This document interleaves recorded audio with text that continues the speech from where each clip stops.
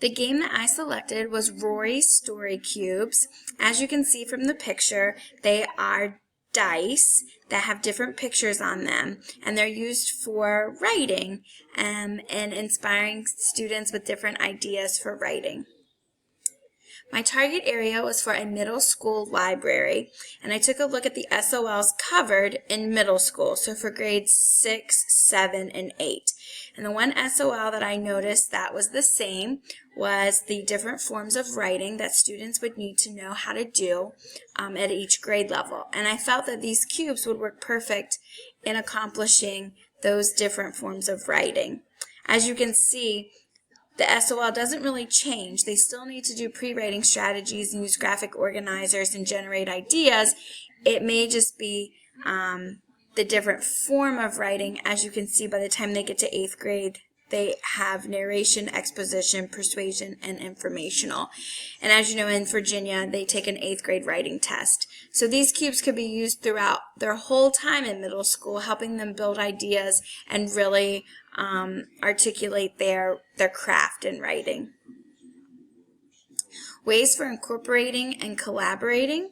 For incorporating into instruction, I really thought that these would be a great way to generate ideas in the various forms. And again, with the focus being that by the time they get to the end of their middle school career, they're taking an 8th grade writing test. And so it would help build those skills for the writing test.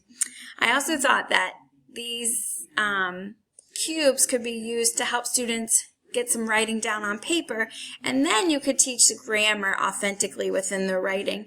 As we know, teaching grammar by skill and drill and worksheets is not very effective, but when students are really diving into their own writing and checking out the grammar within their writing, that really helps them with their grammar skills, and having a fun piece of writing to look at is just a bonus.